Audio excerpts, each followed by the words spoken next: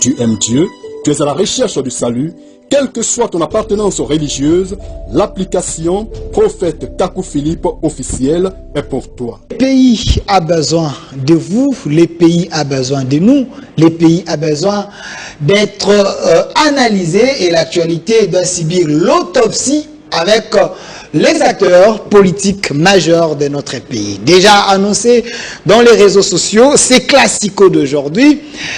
Vous avez voulu qu'il soit là, après autant de mois, il a quand même répondu à l'invitation. Lui, il s'appelle le président Bob Bolaboué, il est membre de la Mouka El Faïlou. Également, il est de la dynamique pour la vérité des urnes. Il est là avec nous, président du RPDR, président Bob Bolaboué, soyez le bienvenu. Merci beaucoup. Juste une rectification. Okay. Il n'y a pas l'aile Lamouka, il n'y a pas d'aile. Il y a un seul Lamouka. Voilà, on va parler dans cette émission. Il y avait un débat très houleux avec de vos skitoko ici sur ces plateaux par rapport à ces sujets-là. Également de l'autre côté, il était également aussi demandé à cause de son intelligence, sa manière de développer les sujets. Lui s'appelle le DG Mathieu Takizala. Il est DG de spécial auto-école.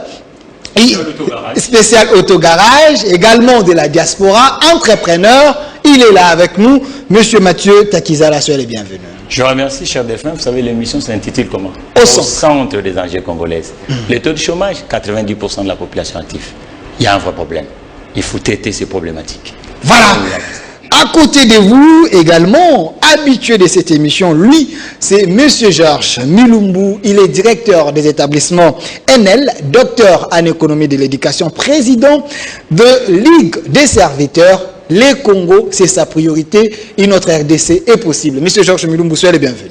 Merci beaucoup pour l'opportunité. Merci surtout pour ceux qui passent de leur temps pour nous suivre. Nous rêvons toujours qu'une autre RDC est possible car le changement est une loi. Voilà, car le changement est une loi. Avec vous, nous allons également entamer cette thématique pour l'intérêt du public et puis éclairer certaines zones d'ombre. Nous allons parler de la décision du chef de l'État. Est-ce une décision spectacle, une décision de propagande avec le ministre de l'Enseignement supérieur? Ils ont pris la décision. Dès aujourd'hui, désormais, il n'y aura plus vente des syllabus.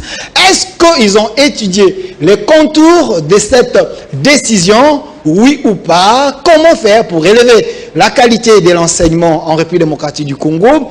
Toutes ces questions très questionnantes, c'est avec mes invités également. Nous allons parler de l'état de siège décrété par les chefs de l'État. Est-ce là, c'est une bonne décision ou une décision seulement pour pleurer aux gens de l'Ituri ou encore de Nord Kivu parce que le chef de l'État avait promis de trouver la paix à l'Est? Toutes ces questions également, je veux tenter à trouver des réponses avec mes invités. Les social congolais, on en parle. Gouvernement Samaloukonde, gouvernement de Warrior, est-ce que ce gouvernement montre les signaux pour donner la solution au peuple concernant les sociales, le peuple d'abord? Commençons par le premier sujet. Je commence avec l'opposition. Président Bob Bolaboué, le chef de l'État, il était avec vous dans l'opposition. Aujourd'hui, il gère le pays. Il a pris une décision avec le ministre entrant, Moïndo Nzangi, qui était avec vous à la Mouka. Désormais, les étudiants ne vont plus payer les syllabus. Une bonne volonté pour aider quand même l'étudiant congolais à aller de l'avant. Bon, merci beaucoup pour la question. Mais je voudrais quand même essayer un peu de rectifier encore une chose. Ok. Nous ne sommes pas de l'opposition. L'opposition, ça suppose que vous êtes parti aux élections. Il y a un camp qui a gagné, donc il est de la majorité. L'autre, parce qu'ils sont minoritaires, ils vont dans l'opposition. Les élections qui avaient eu lieu ici, le 30 décembre 2018, c'est pas ce qui s'est passé. En réalité, l'Amouka avait remporté les élections. Notre victoire a été kidnappée. Il y a eu un hold-up électoral. Partant de ce point de vue-là, nous, on ne se considère pas dès l'opposition. Nous sommes de la résistance. Autrefois, avec le papa Etienne Tshisekedi, lorsque Kabila avait fait le même coup, papa Etienne Tshisekedi était entré dans un combat d'impérium. Il n'était pas opposant.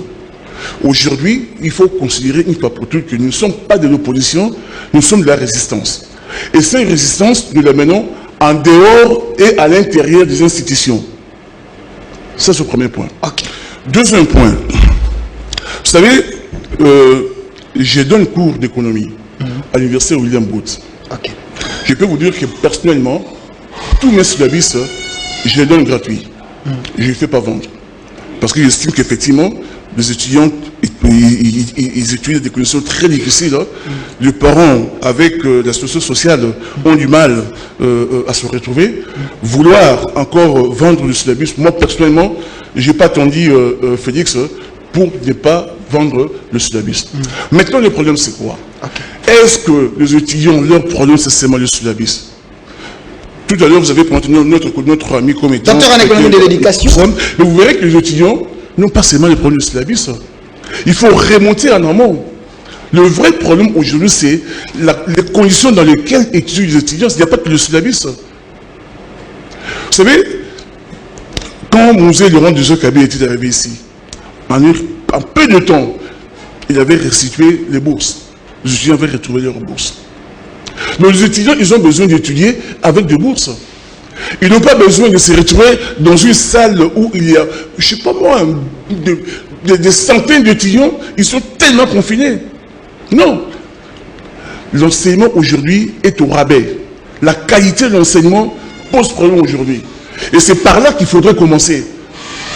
Mais le fait déjà de dire qu'il n'y a pas de syllabus, pour moi, ce n'est pas un événement. Mais c'est un problème criant. Peut-être le chef de l'État a voulu commencer par là. Peut-être qu'il va trouver des solutions. Non, je vous ai dit qu'il est en train de traiter les conséquences. Il faut qu'il aille à la source. Quels sont les problèmes? Parce que aujourd'hui, comme je viens de vous expliquer là, les étudiants, d'une manière générale, n'ont pas besoin de syllabus. Ils ont besoin de la qualité de l'enseignement. Ils ont besoin de se retrouver, comment dire, dans de bonnes conditions pour étudier. Ce qui n'est pas le cas sous Félix avec ce gouvernement. Je veux dire que Félix a hérité d'une situation. Depuis Kabila, la situation était catastrophique. Maintenant, quand Félix arrive, lorsqu'il était dans l'opposition, il avait déjà une vision de ce qu'il devrait faire au niveau de l'éducation. En arrivant, il doit proposer une solution. Vous comprenez? Mais je pense que ce qu'il vient de proposer est en deçà. Voilà. Il avait dit qu'Isaloumé Banda, il était bloqué par le gouvernement FCCK, peut-être il a commencé déjà à poser les actions. Monsieur Mathieu Takizala, entrepreneur, économiste, Monsieur Mathieu Takizala, pensez-vous que la décision du ministre Moïndo Nzangi et les chefs de l'État, cette décision va aider quand même les étudiants à être dans de bonnes conditions? C'est le début de la solution ou c'est divin? Cher Delphine, nous devons savoir que la République démocratique du Congo, ça fait presque 6 décennies que les choses ne marchent pas. Les études sont financées par la contribution des actifs du côté familial et du côté étatique. Mais quand vous regardez aujourd'hui à l'ère actuelle en République démocratique du Congo, le système éducationnel congolais n'a pas permis que nous puissions avoir des actifs. Il y a beaucoup d'inactifs dans le système. Ça signifie que même dans des pays développés, tout le monde n'est pas universitaire. Vous comprenez, même aux États-Unis, tout le monde n'a pas chapitre d'être à l'université. Même en France, d'où nous venons.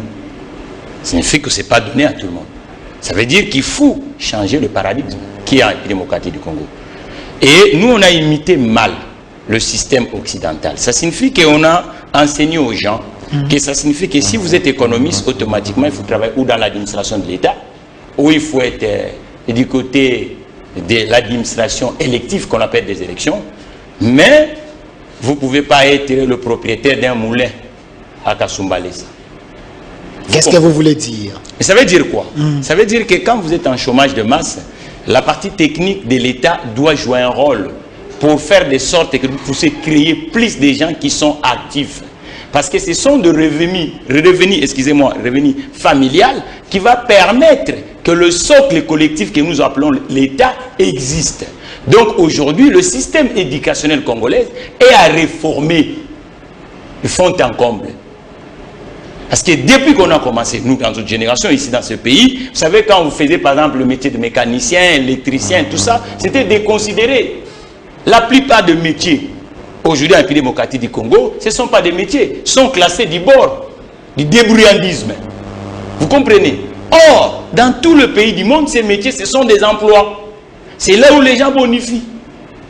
Aujourd'hui, il faut arriver à un moment faire break en disant, bon voilà, Nous, on a formé tant d'économistes en République démocratique du Congo. On a formé tant de polytechniciens en République démocratique du Congo. Mais à la fin, il y a combien d'entreprises congolaises qui rayonnent? Créées par des Congolais. Le seul industrie qui est en République démocratique du Congo, vous le connaissez. C'est le poste nominatif. On vous nomme, ou vous venez avec des t-shirts, c'est fini.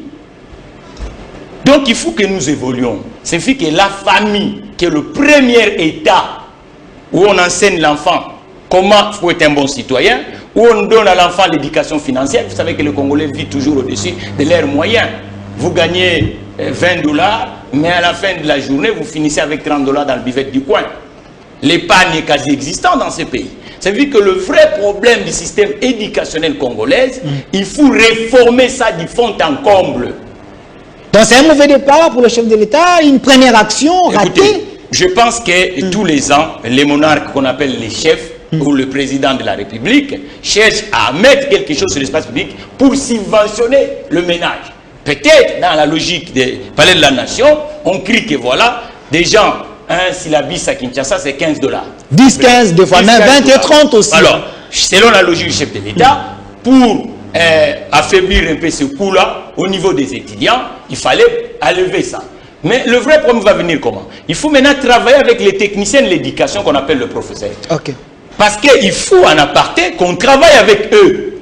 De dire voilà, on doit serrer le coude. Parce que dans une période de crise, tout le monde doit faire des sacrifices. Mais nous, ici, il y a les autres qui vont faire des sacrifices, mais les autres ne font pas. Donc aujourd'hui, à l'heure actuelle, nous disons que le professeur d'université, c'est des gens qui gagnent mieux que tous les gens en République démocratique.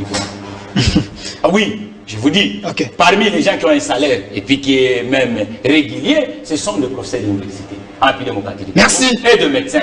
Mais les enseignants de l'éducation de base ont des problèmes. C'est pour ça que nous disons qu'il faut des réformes sérieuses dans ces secteurs de l'éducation et puis donner des moyens.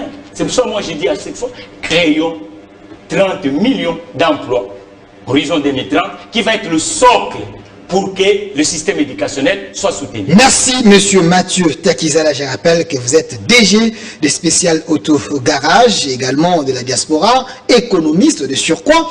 Docteur Georges Mulumbu, vous êtes docteur en économie de l'éducation, directeur des établissements NL, président de Ligue des serviteurs. Le Congo, c'est votre priorité.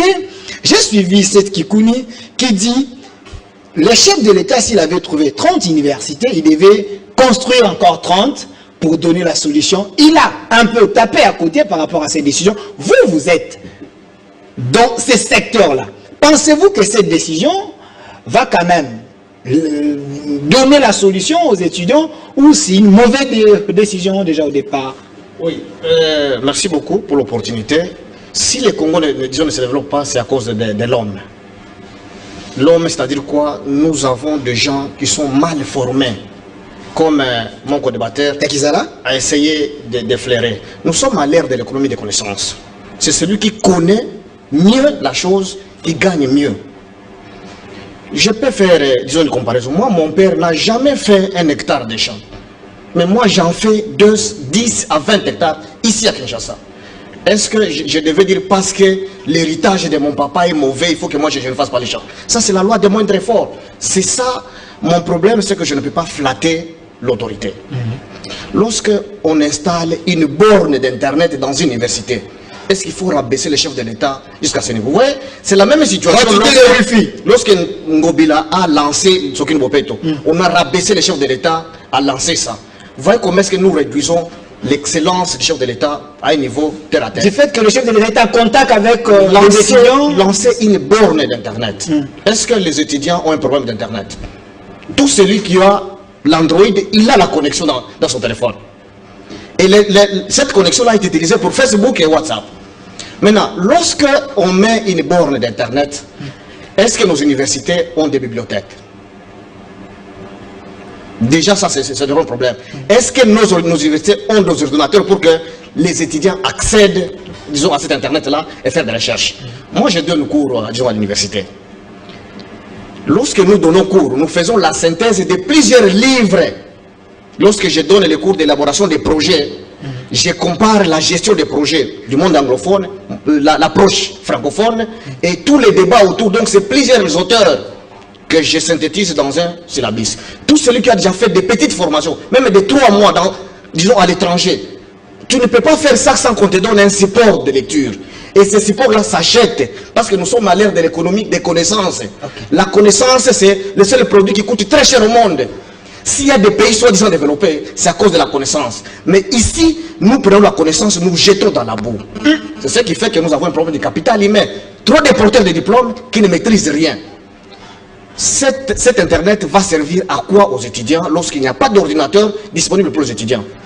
Lorsqu'il n'y a pas de bibliothèque? Est-ce qu'un étudiant peut lire? Moi, je conduis des travaux, malheureusement, il y a beaucoup d'étudiants qui terminent leur mémoire sans avoir terminé un seul livre de débit à la fin. Mais on les largue dans les marchés d'emploi, ils sont même des conseillers, dans tous les cabinets.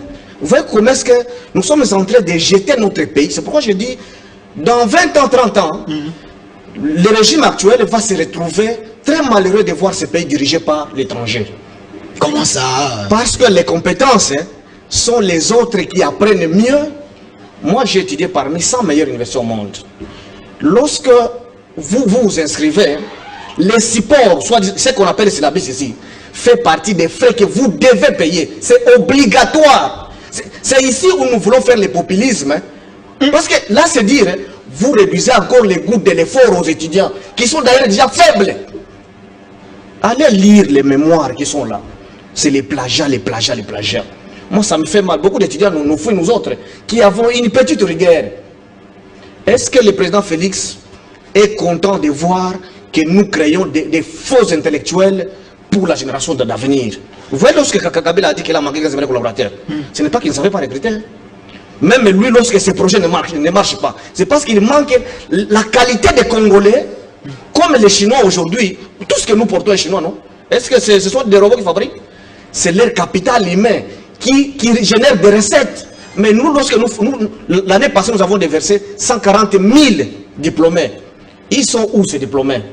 C'est un manque à gagner à l'État congolais parce que beaucoup sont incompétents. Ils ne peuvent pas postuler, avoir un test et faire un bon travail. Merci. Je ne sais pas si vous comprenez. Donc, dire qu'il faut se suspendre les syllabus, moi j'attendais que les ministres disent j'ai un projet de mettre en place disons, des bibliothèques dans les universités. Vous voyez, parce que les étudiants vont aller lire là-bas. Soit, jusque-là, aucune université n'a pas, il n'y a pas les universités n'ont pas de partenariat avec les maisons d'édition. Pour que les étudiants payent quand même les droits. Vous connaissez que, disons, produire un document, c'est une œuvre de l'esprit. Comme moi, j'ai déjà fait des publications, j'ai publié en ligne. On me paye mes droits d'auteur. Mais ici, au Congo, tout ce que nous produisons, c'est comme si c'est la gratuité partout. Vous voyez comment est-ce que on amène à créer, disons, des enseignants qui ne peuvent pas faire le meilleur d'eux-mêmes pour un transfert des connaissances normales. Donc, ce qu'on doit faire, c'est que, comme c'est moins cher, d'abord les études universitaires, nous sommes des criminels et scientifiques au pays. Nous sommes à l'heure de premier La connaissance coûte très cher. Merci. Hein? Merci, M. L'université n'est pas faite pour tout le monde, comme mon coordinateur l'a dit. Tous ces gens-là, beaucoup viennent de l'étranger, non? L'université n'est pas faite pour tout le monde. Beaucoup ont été à la diaspora. Qui fait l'université là chez eux, à part les collèges? Merci. Et ici, nous voulons tuer le pays. Merci, M. Georges. Disons des mesures plus ou moins propagandistes. Merci, M. Georges Milumbu. Donc, je dois le dire de tout cœur comme patriote, parce que c'est là, nous sommes dans une globalisation. Il faut que notre pays joue un rôle dans cette globalisation. Voilà. Et non être un pays qui assiste seulement avec naïveté. Merci, M. Georges. Vous avez compris que j'ai laissé suffisamment le temps au docteur de l'économie de l'éducation, car il est dans son secteur. Il a essayé un peu de faire l'autopsie de la question. Donc, la décision prise par les chefs de l'État et les ministres entrant Moïno Nzangi, ça ne rencontre pas réellement le vrai problème de l'enseignement. À l'université, il y a des choses à faire. Il faut faire l'autopsie de la question pour comprendre que la décision que vous prenez là, est-ce que ça aide ou ça détruit? Allons à ce deuxième sujet encore important. Président Bobo Laboué, je rappelle que vous êtes de l'opposition très radicale, donc les résistants, disons-les comme ça. Le chef de l'État, il avait promis qu'il va trouver la paix à l'Est. Mais avec le premier conseil du gouvernement Union Sacrée, une décision est tombée, l'état de siège. Est-ce pour vous déjà une solution pour le peuple de l'Est, parce que vous, Lamouka, vous avez marché pour soutenir leur démarche. Merci beaucoup pour la question. Vous savez, ça fait maintenant plus de 20 ans que le peuple de l'Est, nos frères congolais, meurent tous les jours. Mais ils sont en train de mourir d'une manière atroce, à l'arme blanche. On ouvre les ventres, on éventre des femmes, on tue pratiquement tous les jours. Et d'après certaines estimations, nous sommes arrivés à plus de 12 millions de morts. Et tout cela, c'est depuis, comment dirais-je, ce qui s'est passé au Rwanda, et on a vu un peu les conséquences. Lorsque nous étions, nous, dans l'opposition, contre Kabila, avec Félix bien entendu, on a critiqué ces situations, on n'a pas arrêté. Parce que ce n'est pas normal que nos frères et sœurs continuent à mourir comme c'est le cas. Bon, maintenant Félix arrive au pouvoir, même si vous savez très très bien, pour moi, pour nous, Félix c'est un président de fait, c'est pas un président légitime, il arrive au pouvoir. Mais la première chose qu'il avait dit, il va aller habiter lui-même personnellement à l'est du pays pour essayer un peu de voir ce qui s'est passé là-bas. Ça fait 2 ans, il n'est pas parti. Maintenant, il y a une pression, tellement les gens meurent tous les jours là-bas, tous les jours. Il y a une pression populaire. Le peuple ne peut plus. Il réclame le départ de la MONUSCO. Les gens sont dans la rue. Et comme vous venez de le rappeler, pas plus tard qu'il y a 2 semaines, Lamouka a appelé le peuple dans la rue pour dénoncer ce qui s'est passé là-bas. On voulait être solidaire avec nos frères. Le résultat, c'est quoi? On a été matraqués. On a été réprimés. J'étais avec Devos Kitoko ici, il avait même piqué sur ces plateaux. Réprimés, mais atrocement. On se demande pourquoi. Maintenant, on apprend que le président, de fait, vient de prendre une décision.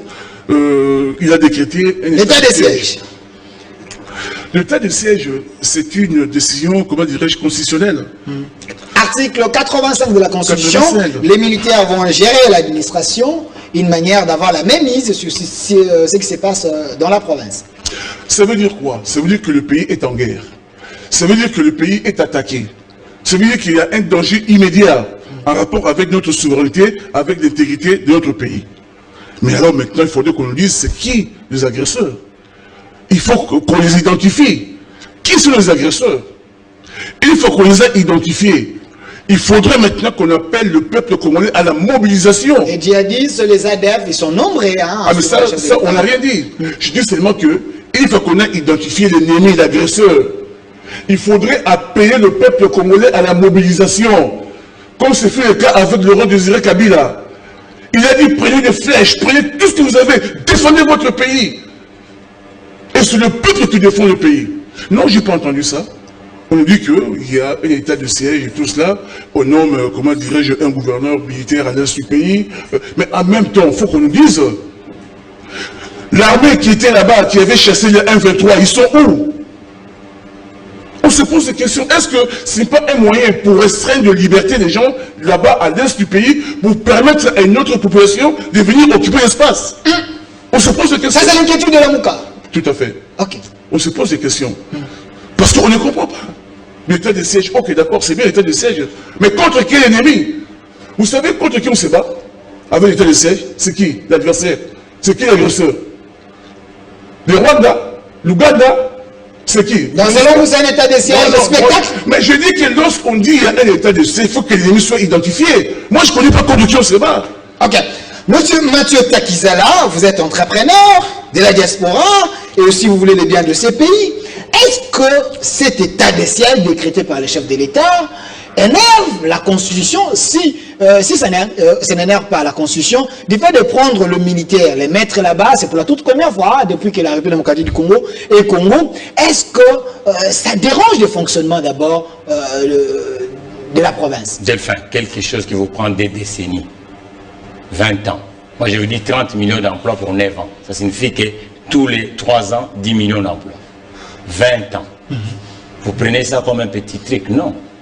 Les frustrations socio-économiques de la République démocratique du Congo fait qu'aujourd'hui, nous avons plus de gens qui n'ont pas d'occupation. Et c'est facile à les manipuler. Le taux de chômage de la République démocratique du Congo, le déchiffre, c'est vraiment un déchiffre où on ne comprend même pas. 90% de la population, mon compatriote. Les gens vaguent du bord informel. Ça signifie que c'est ce qu'on appelle l'économie de la jungle, l'économie de la traite. ou sans règles. Quelqu'un peut se réveiller le matin, il devient propriétaire de Maloukou. C'est ce qui se passe en République démocratique du Congo. Pourquoi il n'y a pas un socle économique? Tout ce qui s'est passé, le conflit mondial, c'est pas pour rien que Marshall, qui était militaire, a compris qu'il fallait recoller le morceau en créant un plan de relance pour occuper tout le monde, pour faire avancer la marmite. Ça signifie qu'aujourd'hui, c'est vrai, nous avons un problème à l'Est. Nous savons bien que ça fait 20 ans, depuis le 94 où nos compatriotes voisins rwandaises rentraient massivement par les recommandations de la communauté internationale, parce que la République démocratique du Congo fait partie de la communauté internationale. Mais cela a créé une instabilité dans ce pays. Où le petit guérilla, tout ça, des gangs qui deviennent seigneurs, parce que la plupart aussi ont été enrôlés, parce que le pays a cherché toujours la paix. Mais comme les gens ont trouvé, bon, moi je peux prendre Maloukou, ils vont me faire général. Vous voyez que ça devient un mode de vie, d'expression. Comme ça. Et pendant ces temps, nous perdons économiquement. Alors, chaque crise qui frise un pays, malheureusement, le pays démocratique du Congo, depuis les années 60 où les aînés se battaient pour le partage de gâteaux, de butin de guerre qu'on appelle le poste ministériel ou député, bizarrement, on n'a jamais pensé qu'avant d'avoir un butin de poste ministériel, il faut avoir le socle économique dans le territoire. Léopold lui-même, avant de venir ici, il est allé endetté dans le marché pour reconstruire un pays démocratique du Congo. Mais comment on veut quelque chose, mais on fait le contraire un pays démocratique du Congo? Ça signifie qu'aujourd'hui, le taux de chômage congolais ne va pas permettre à cet État, dans tous les secteurs, d'avancer. Il faut une approche économique à côté de ces solutions militaro-sécuritaires. Au-delà de la décision, il faut accompagner les mesures économiques pour soutenir les provinces. Vous avez bien compris. C'est pour ça que je dis que Marshall, c'est un militaire, c'est pas un économiste. Donc il a compris qu'après la frustration, le conflit militaire, ainsi de suite, dans un territoire, ça signifie que l'administration va perdre les entreprises. Vous savez le nombre des entreprises que nous avons aujourd'hui en République démocratique du Congo, elle est faible même de l'économie coloniale. Le nombre de portefeuilles entrepreneuriales. Mes homologues enseignent, ils sont ici les deux. Mais ils enseignent, les débouchés, c'est quoi? Pour que le gars devienne cambiste dans la rue, mais il faut avoir le partenaire qu'on appelle l'entreprise pour accueillir ces enfants-là de devenir des professionnels à la République démocratique du Congo. Où ils vont être? Le corbeil d'ensemble, il faut le revaloriser, les entreprises portefeuille. Ça devait être le vrai instrument pour permettre aux PME congolais de se développer. Mais ce n'est pas le cas. On l'a politisé, en commençant par la politique des acquéreurs. Vous savez le phénomène des acquéreurs? Où on prend le militant, on le fait patron. Un patron, on ne l'improvise pas. Non.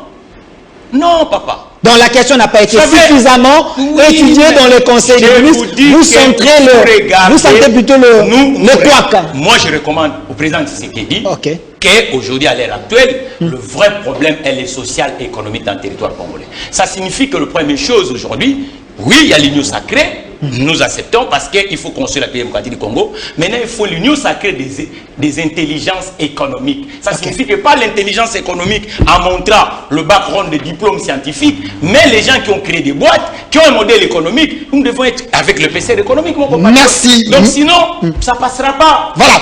Au poste, Dr Georges Milumbu, président de Ligue des serviteurs, l'état de siège, oui. Est-ce que ce n'est pas une manière de restreindre la liberté d'abord de la population? Nous sommes dans un pays où la démocratie règne.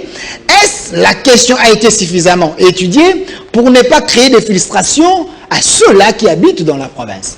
Oui, moi j'ai toujours une vision futuriste. C'est pourquoi je suis en train de dire très souvent, vous pouvez vous rappeler qu'il est temps qu'il y ait dialogue entre les acteurs importants, entre le président Félix, l'ancien FCC, et les vrais Lamouka et les acteurs de la société civile. Donc Kabila, Lamouka. Oui. Vous savez, l'état des sièges tel que décrété, ce sont les mêmes militaires qui étaient là-bas, non? Et on nomme maintenant. Je dis toujours que le problème des Congolais, c'est un problème du capital humain. Nous avons des faux partout. Des faux partout. Et on décrète l'état de siège. Et même dans l'ordonnance, j'ai entendu qu'on va même nommer au niveau des ZTD. Les ZTD, il y a des chefferies. C'est-à-dire qu'il y a des gens qui ont un pouvoir coutumier. Est-ce qu'un pouvoir coutumier, on les remplace comme ça par ordonnance? est-ce que ça ne va pas créer des résistances? Comme l'état des choses c'est pour un petit temps, certainement on ne va pas arriver à ces décisions-là pour remplacer les chefferies. Ça, c'est votre crainte? Oui, ça, parce qu'on ne peut pas aller à Wanyanga, par exemple, prendre les chefs coutumiers de là, les remplacer par un militaire. Vous comprenez? Parce que les chefs coutumiers ont aussi une influence sur la population. Et peut-être je pense que ce que devrait faire le chef de l'État, son défi serait la gouvernance. Son défi serait la gouvernance. En s'attaquant à la gouvernance, on aurait moins de frustration. L'armée, nous avons beaucoup de jeunes Congolais qui sont là, qui sont des vaillants, des Mamadou, ils sont encore là. Mais seulement, on met par exemple en place les systèmes de gestion des fonds de ménage. Ça ne marche pas. Les gens ont créé des entreprises pour fournir à l'armée. Ils n'ont aucune entreprise. Les vrais entrepreneurs, on ne les consulte pas. Vous comprenez notre problème? C'est à des questions de gouvernance que les chefs de l'État devaient. C'est pourquoi moi je propose qu'on donne l'impression qu'on est pessimiste. J'ai dit, le Congo doit avancer. Nous sommes déjà dans une chambre d'antivaleurs. Nous nageons dans une chambre d'antivaleurs. Et nous devons avancer pour traverser cette chambre ici.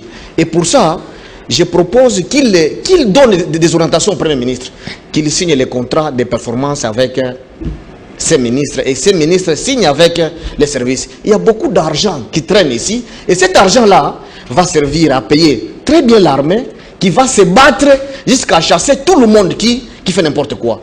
Et lorsque dans la politique de dépassement des marchés, que les familles qui pressent trop laissent aussi la liberté aux autres qui ne sont pas de leur cercle, gagnent aussi le marché. Parce que ce pays-ci n'appartient pas à un groupe d'individus. Si tel était le cas, l'IDPS gagnerait les élections depuis 37 ans. Vous voyez que même Kabila n'a pas si géré seul. Il gérait toujours dans les dialogues. C'est parce que ce pays-ci veut que nous puissions gérer en fédérant tous les efforts. Vous voyez, pour le cas d'espèce, utiliser les vrais entrepreneurs, qu'on crée les emplois. Voilà lorsque moi j'ai dit, mon père n'a pas fait un seul hectare de champs. Mais moi j'en fais 20 et 30. Est-ce qu'il faut rester seulement se plaindre, non? L'héritage. C'est-à-dire que nous sommes incapables de... Le Congo est potentiellement riche. Nous sommes incapables de bouger les lignes. Et lorsqu'on prend les pouvoirs des élus, on vote les députés, on vote tout le monde. On dit non, vous, on enlève la confiance, on donne à l'armée. Donc c'est comme si vous avez votre véhicule, vous ne savez plus conduire, vous créez un véhicule automatique. Vous voyez dans quel risque vous vous menez. Donc c'est pour dire que il faut mieux que ça, que le régime actuel se focalise sur la gouvernance, qu'on mobilise plus de recettes. On va payer l'armée, la police, et des milices là vont disparaître les soirs. Merci M. Georges Milumbu. Attendez, je vous donne la parole, vous allez payer les arriérés si vous estimez. Mais parlons du social congolais, parce que c'est là aussi ça intéresse la population, car Sama Lukonde a lancé un défi de résoudre les problèmes des Congolais, le chef de l'État également, les inégalités sociales, tout ça c'est sur la table. Est-ce ces gouvernements de warriors vous donnent quand même l'espoir, parce qu'on a promis au-delà de 400 et quelques actions pour que le peuple se retrouve. Voyez-vous ces gouvernements venir? Je répondrai à votre question, mais je voulais d'abord revenir sur ce qu'a dit M. Takizala. J'ai compris son approche. Il est beaucoup plus sur une approche économique. Il faut d'abord développer l'économie, tout cela. C'est pas mal comme approche. Mais maintenant, je vais dire ceci. La différence entre nous et les Asiatiques, ils n'ont rien, mais ils transforment tout. Nous, on a tout, on ne transforme rien. Vous comprenez? C'est-à-dire qu'on a tout, mais on ne transforme rien. Si on pouvait transformer tout ce que nous avons, on créerait de l'emploi, on créerait du travail et on résoudrait les problèmes d'ordre sociaux. Ok? Mais ceci étant, pour avoir cette vision-là, mais c'est toute une vision, je veux dire que prendre la décision qu'au jour d'aujourd'hui, par exemple nos cuivres, nos cotons, pour que ça soit exporté, ça doit d'abord être transformé sur place. Kagame l'a fait, hein? J'arrive justement. Okay. C'est que, mais il faut, comment, je veux dire que c'est une vision. Un leadership. Il faut un leader.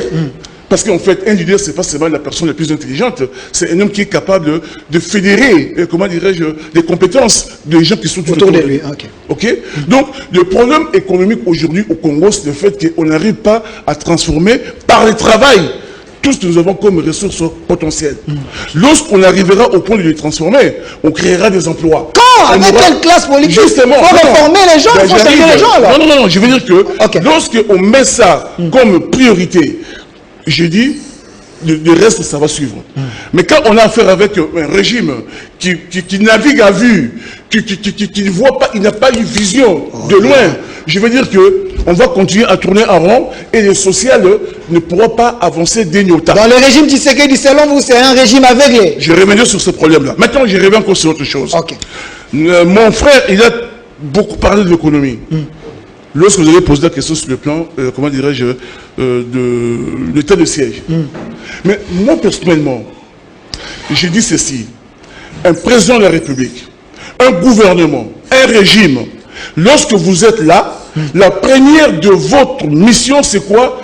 Protéger l'intégrité territoriale de votre pays. Protéger la souveraineté de votre pays. Donc, un président de la République doit veiller à ce que, comment dirais-je, les citoyens puissent vivre d'une bonne manière. Or, aujourd'hui, comment voulez-vous qu'à l'est du pays, on tue les gens? Parce que si une partie du territoire est en guerre, c'est tout le pays qui est en guerre.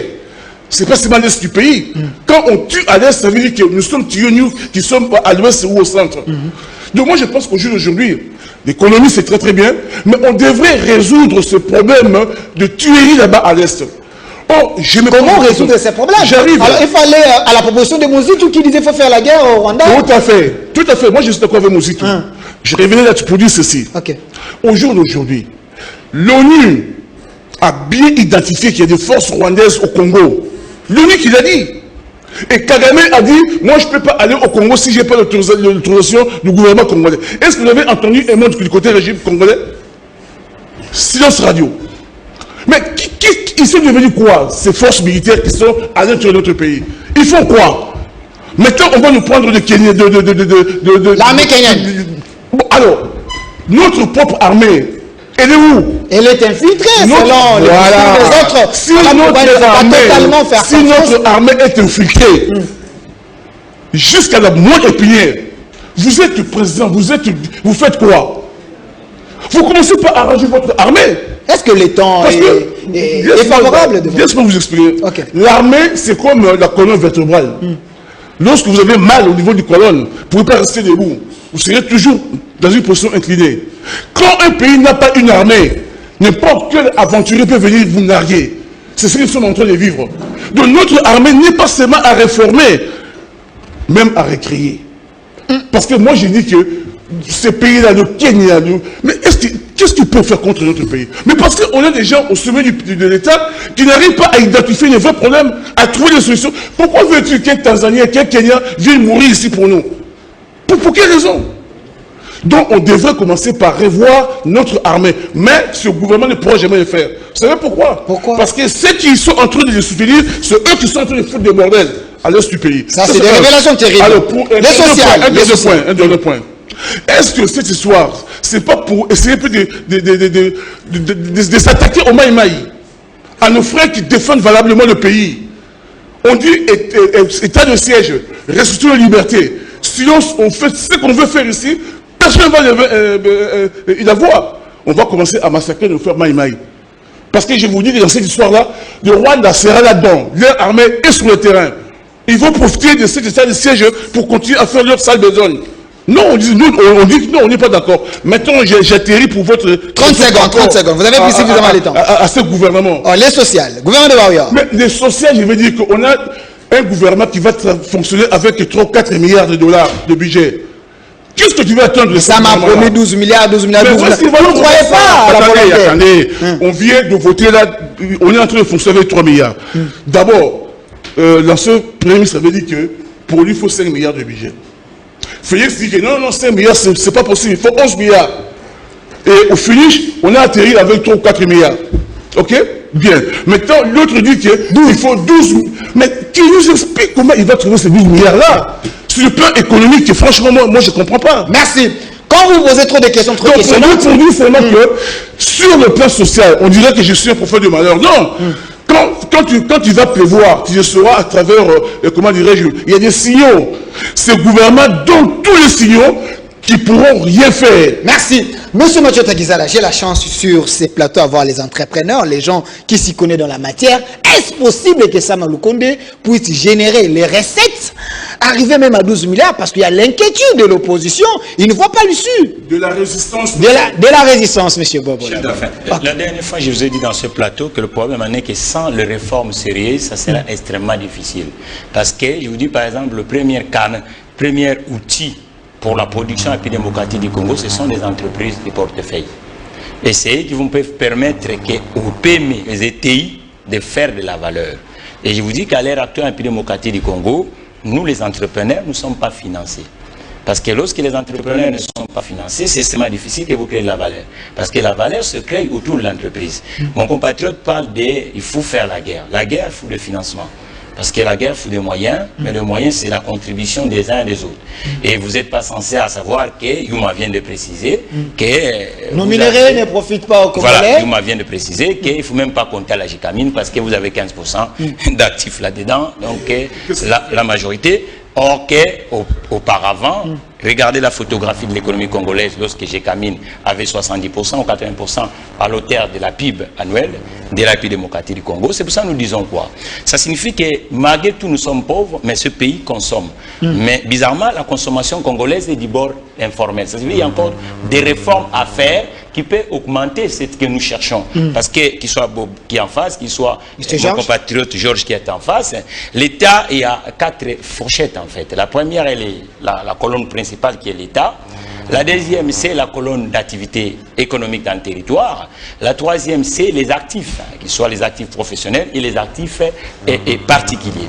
Ça signifie que maintenant, nous devons réanimer les autres colonnes qui sont malades. Et nous avons un patrimoine, vous comprenez même les entreprises congolaises quand nous disons qu'ils sont canards boités, mais ce sont des entreprises qui ont un patrimoine. Il suffit de revaloriser ces entreprises-là, d'abord automatiquement, on revend même de part, parce que la plupart des sociétés congolaises du 440 sont des 100% congolaises. Ça signifie qu'on doit chercher, comme un bon manager, nous sommes en difficulté, qu'est-ce qu'on fait? On cherche des alliés. On cherche des alliés avec quelque chose. C'est pour ça que nous disons qu'il faut maintenant serrer la ceinture pour tout le monde. Ça signifie qu'il faut des plans drastiques d'économie pour montrer aux créanciers que nous serons solvables lorsqu'ils vont nous emprunter. Parce que le taux d'endettement de la République démocratique du Congo, elle est faible. Ça signifie que nous pouvons encore endetter. Mais les conditions, c'est quoi? Réformer la République démocratique du Congo de fond en comble. Ça signifie que, je vous ai dit la dernière fois, que la plupart des ministres, ils doivent comprendre que si on le payait 10 000 $, à l'heure actuelle, nous sommes à l'effort de guerre, nous n'avons pas de l'argent, il faut baisser les émoluments. Vous appelez ça émoluments, mais ce sont des salaires. Il faut qu'on baisse ça.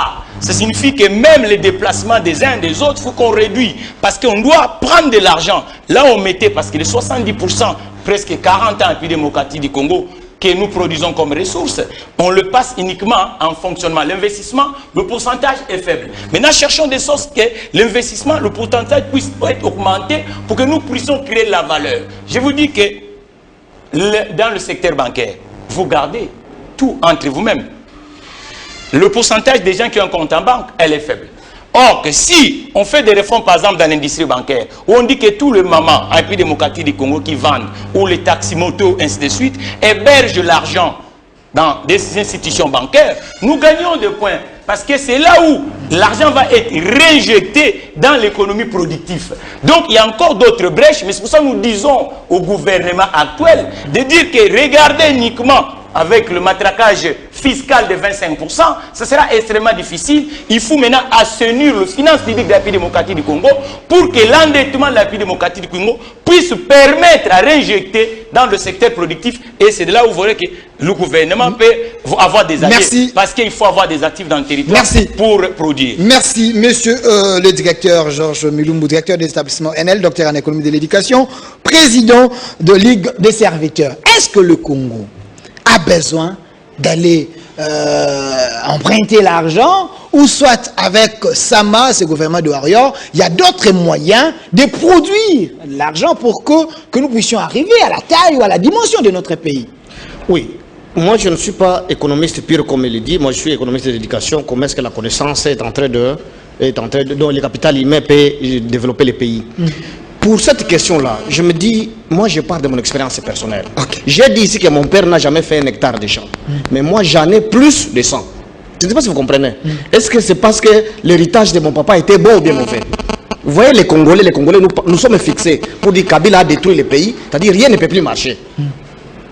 La situation actuelle demande des mesures courageuses. Comme mon co-débatteur a parlé disons, de réduire les trains de vie. Vous voyez par exemple tous ces ministres qui sont là, ils attendent les frais de fonctionnement, les frais d'installation, les véhicules. Cet argent-là, si on nous donne, nous cultivateurs, on donne aux gens, les entrepreneurs. Nous avons des problèmes de nous entêter avec les banques ici. Ils mettent trop d'histoires en termes de garantie. Mais pendant qu'on détourne des millions et des millions, la solution dans ces contextes de crise, pour que l'état d'urgence réussisse, pour que tout marche, je dis qu'il mise sur la gouvernance. Je prends les cas. Il y a 2 ans ici, on n'a pas interdit à la police de percevoir les amendes. Mais ces amendes-là sont tracées où? Nous payons tout le monde qui achète un terrain ici à Kinshasa. Nous dépensons au moins $500 si c'est un terrain vide. Si vous voulez avoir un contrat. Ceux qui entrent à la DGRAD, nous payons $50. Les restes là vont où? Or, ce sont les mêmes personnes qui réclament les salaires et les primes. Vous voyez que, disons le secteur minier là, il y a une entreprise minière que le Premier ministre connaît, qui va payer $50 millions comme, disons, pas de porte. Mais qui vend déjà les remblais équivalent à $150 millions. Cet argent, c'est pour la GECAMINE, c'est pour l'État. Mais vous qui êtes là pour nous gérer, qu'est-ce que vous faites? Vous voyez que l'argent circule là. Nous n'avons pas de gens capables de prendre des initiatives pour canaliser les ressources dans les trésors publics pour que les policiers soient payés, pour que les militaires soient payés et que les pays soient dirigés. Vous comprenez? C'est le cas, disons, de King Bopeto ici. Nous faisons toujours des propositions. Nous avons dit que c'est sale. Oui, ça ne marche pas. Le chef de l'État a été rabaissé, ça ne marche pas. Oui, que faire? Nous avons fait la proposition de la loi sur les gens de riz. Nous disons, si on prend ces gens-là, nous sommes à 12 millions. Si vous demandez même au président de la République qui est le plus âgé à Kinshasa ou en RDC, il ne sait pas. Parce que nos services ne fonctionnent pas. La commune, rien ne fonctionne. Alors, les chefs de riz peuvent faire quelque chose. Comme nous sommes plus ou moins à 12 millions, prenons s'il y a, disons, 4 millions de ménages. Seulement 2 millions, parce que dans les 2 millions, je vois mes 2 co-débatteurs, ils peuvent payer $1 par mois. Je sais qu'il y a des gens qui payent même $10 pour faire déplacer leurs poubelles, mais moi je parle d'$1 seulement. 2 millions de ménages payent les $1. Nous avons 2 millions de dollars. Est-ce que les communes ne peuvent pas avoir $50 000 par mois? Et si une commune a $50 000 par mois pour assainir l'environnement, est-ce qu'il faut attendre Félix? Ou c'est toujours le régime Kabila qui bloque ces idées? Nous avons des gens qui occupent des postes sans savoir ce qu'ils peuvent en faire. Et c'est un problème du capital humain. Nous avons beau des diplômes, mais nous ne maîtrisons rien en termes d'expertise. C'est ça les conséquences de cette mesure de refuser que les étudiants payent ne fût-ce que les syllabistes. Vous voyez, parce qu'ils n'apprendront rien, déjà ils ne lisent pas.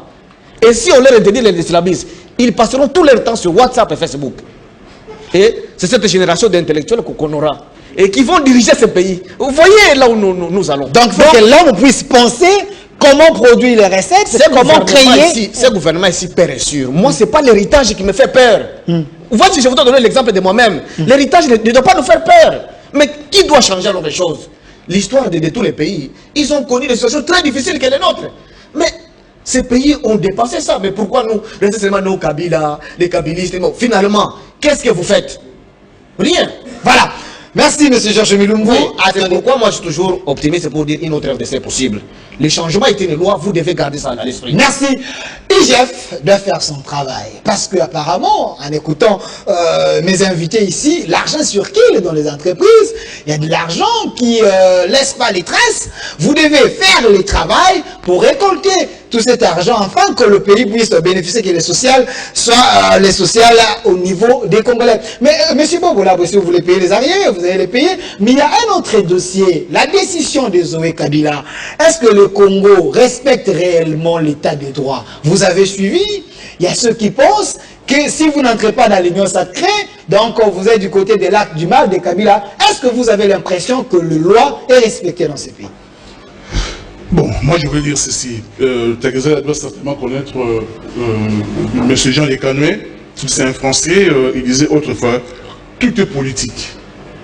Et il était dans une émission, il avait son verre d'eau, il a dit, même ce verre d'eau est politique. Parce que les décisions prises pour que l'eau soit potable, ça relève de la politique. Tout est politique. Même, je vais dire que cette émission, même en venant ici, vous voyez très bien que le transport difficile, tout est régi par la politique. Il ne fallait plus y arriver sur mon frère Takzala. Et j'apprécie beaucoup le fait qu'il met beaucoup d'accent sur l'économie. Ben, je pense que si l'occasion se présentait, on pourra avoir un autre débat sur l'économie. J'aime bien. Mais pour le moment, je ne pose pas de problème en termes économiques. Même les pays prospères, comme la France et les autres pays, mais ils peuvent connaître la guerre.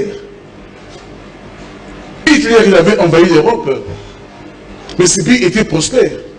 Même si aujourd'hui l'économie congolaise était prospère, si le Rwanda veut occuper une partie du territoire, il le fera. Donc le problème aujourd'hui est d'abord, à mon avis, quand le pays est agressé, tout à fait cessante, on fait face à l'ennemi. Mais il faut mettre les moyens en jeu. Justement, les munitions, tout ça. J'ai dit, le moyen, il faut le mettre en jeu. Ça fait 20 ans, si pas plus, que le Rwanda ne cesse de nous narguer. 20 ans. Depuis les 87, je crois. Et pendant 20 ans, on a privilégié la diplomatie. La diplomatie. On continue à tuer les Congolais tous les jours. Jamais un seul Rwandais n'a été agressé. Depuis que les FDLR ou les Hutus sont sur notre territoire, as-tu déjà entendu une balle tirée au Rwanda? Non. Mais le Rwanda profite du fait qu'ils sont là-bas pour venir faire un peu de quoi chez nous. Donc, tant qu'on ne fera pas la guerre contre le Rwanda, tant qu'on ne chassera pas le Rwanda sur notre territoire, nos frères de l'Est continueront à avoir toujours des problèmes. Et ça, c'est insupportable. Même si on avait une économie prospère, même si des gens, il y aura toujours ces problèmes-là. Donc moi, je me dis, il est grand temps pour que, comment dirais-je, ce régime de fait. C'est vrai que je n'entends rien d'eux. Là, on est en train de discuter parce qu'il faut discuter. Même quand on parle de gouvernement, comment dirais-je, oui, il faut en parler parce qu'on est en train de discuter. Mais je n'attends rien d'eux. Pourquoi? Parce qu'il y a un problème de leadership dans ces pays. Tout ce que vous évoquez comme problème, il y a un problème de leadership qui est capable justement de mettre en place cette politique-là. Est-ce que ceux qui sont aujourd'hui, qui dirigent ces pays? Non, non, j'ai dit. Donc, bref, je vais dire ceci. Les gars de Zoé, moi, je veux dire que ça démontre encore les désordres qu'il y a aujourd'hui dans ces pays. Aujourd'hui, c'est Zoé, demain, ça sera tel gouverneur, après, tel gouverneur, tout ça. On se rend compte que, non, du jour au lendemain, non. Même à l'époque de Kabila, c'était pas comme ça. Non, on sent que le pays n'est pas stable. On sent qu'il y a trop de magouilles, il y a trop de... C'est pareil au niveau de l'Assemblée nationale. Il a fallu payer à gauche, payer à droite et corrompre là-bas pour avoir une majorité au niveau du Parlement. On ne peut pas bâtir un État sur une base d'injustice ou de corruption, d'impunité. Ces pays doivent se battre autour de la justice. Aujourd'hui, quand vous dites qu'il faut trouver l'argent tous, mais l'argent, il faut fouiller dans le passé. On ne va pas fouiller. Lorsque vous allez trouver l'argent, lorsque l'autre dit qu'il y a au moins 15 milliards par an qui s'évaporent comme ça, mais il faut chercher ces 15 milliards-là. Comment les chercher? Les gens qui ont géré avec Kabila, bien sûr. Aujourd'hui, Kamere est en prison, mais il n'y a pas que Kamere. Tu penses que Kamere est le seul à avoir volé dans ces pays? Vous savez qu'il y a d'autres personnes? Mais ils sont nombreux. Tiens, on nous dit là, par exemple, vous avez évoqué Yuma. Mais c'est terrible ce qu'ils ont fait. Ils ont vendu notre patrimoine complètement, comme ça, bêtement. Et qu'est-ce qu'on peut faire? Je serai présent aujourd'hui, je remettrai tout ça en cause. Ok? Comment voulez-vous que nos mines soient, comment dirais-je, entre les mains des multinationales par la faute de ceux-là même qui ont dirigé ces pays et qui se sont mis plein les poches? Donc la famille Kabila, si vous êtes président, va passer à... Le Félix ne pourra jamais le faire. Comment ça? Mais jamais il pourra le faire. Il a mis l'état de droit. Moi je le ferai. Vous comprenez? Pour dire seulement qu'il faut fouiller dans le passé. Mais quand on ne peut pas fouiller dans le passé, donc on se plombe. Merci. On ne peut pas avancer. Donc ça pose un problème de leadership dans ces pays. Et le leadership doit être légitime. choisi par le peuple. Merci. Monsieur Mathieu Takizala, nous allons déjà vers la fin. La problématique de la destitution dans nos provinces devient un problème très sérieux. Ça crée la déstabilisation des provinces. Les gouverneurs sont déchus à tout moment. Zoé Kabila, avant Zoé Kabila, Tanganyika n'avait pas l'image qu'elle a aujourd'hui. Mais Zoé Kabila a été déchu à son absence. Voyez-vous un désordre organisé dans l'état des droits de Félix? Bon, chef de fin, je vous dirais quelque chose. Vous savez que même la Belgique, à l'époque, n'avait pas besoin d'avoir 26 provinces pour faire quelque chose dans le pays démocratique du Congo.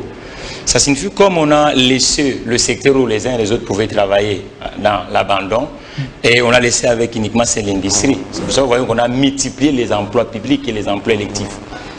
Et la décentralisation qui s'est faite dans le pays démocratique du Congo, on l'a fait à l'inverse.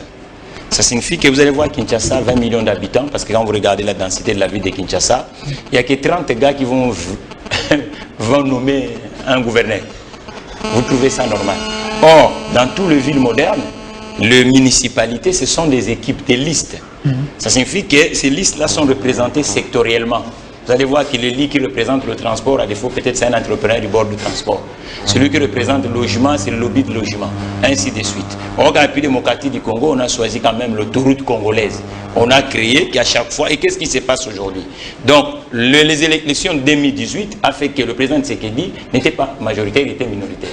Mais comme tout président, quand il arrive, il peut être en difficulté, comme un manager, il a cherché à s'imposer. Et c'est ce qui se passe. Ça fait que les alliés d'hier sont en position de faiblesse. Mais comme il n'y a pas d'autres industries que les uns et les autres peuvent travailler, vous voyez que la plupart de nos amis élis cherchent maintenant à aller là où le courant d'eau va calmement. C'est pour ça que vous voyez qu'il y a... Et puis, il y a aussi un vrai problème de la transparence dans le pays démocratique du Congo. Ça signifie que les uns et les autres, nous ne faisons pas en fait la différence entre le salaire qu'on vous paye et l'argent collectif. Quand on vous nomme, personne ne peut vous demander quelque chose. Et bizarrement, aujourd'hui, les élus qui ont la nouvelle vision commencent maintenant, parce que la mission d'un élu, c'est quoi? Contrôler celui qu'on a mis comme les effectifs. Et maintenant, ils commencent à avoir des zones d'ombre par rapport aux assemblées provinciaux. Vous voyez qu'à chaque fois, même le président public lui-même vient de préciser l'autre fois, mais on ne comprend plus rien. Et moi, j'avais dit ça même en 2020, en disant qu'on doit retourner dans le système d'élection des détours. Parce que les alliances doivent se faire avant le deuxième tour, pour que nous puissions quand même gagner en maturité. Ce système d'un tour est associé l'élection majeure qu'on appelle législative et présidentielle. Vous voyez qu'est-ce que ça nous crée aujourd'hui. Voilà. Donc, c'est pour ça que vous voyez qu'à chaque fois, la plupart des gouverneurs, quand ils arrivent, ils se comportent, même les monarques, même en Angleterre, reine, respectent la chambre de communes. Mais ici, le gouverneur, c'est un roi. Donc, un gouverneur tout puissant qui ne respecte même pas les députés. Et c'est pour ça que vous voyez que la plupart des députés maintenant commencent à demander des comptes. Merci. Et on sait que bon, peut-être le téléphone s'est égaré. Il dit bon, viens venir ici à l'émotion de ça. Merci. Monsieur Georges, cette affaire-là, il faut que les représentants du peuple de Tanganyika, moi je suis celui qui dit qu'il faut qu'on retourne à 11 provinces. Merci. Parce qu'il y a des provinces, villages aujourd'hui qui n'ont même pas d'usine. Okay. On ne peut pas créer une corbeille politique sans l'économie en bas. Donc il faut qu'on retourne. Merci. Sur le... Monsieur Georges Milumbu, la question de Tanganyika, de Zoé Kabila, on a quand même vu Tanganyika revêtu sa plus belle robe. Est-ce que dans l'union sacrée, on n'a pas besoin de gens qui peuvent apporter un plus? Ou le mal de Zoé Kabila, c'est parce qu'il porte le nom de Kabila? Monsieur Bobola vous dit, il faut fouiner dans les passés de Kabila pour avoir tout ce que Kabila avait eu, pour que le pays avance. Est-ce que c'est ça la solution? Oui.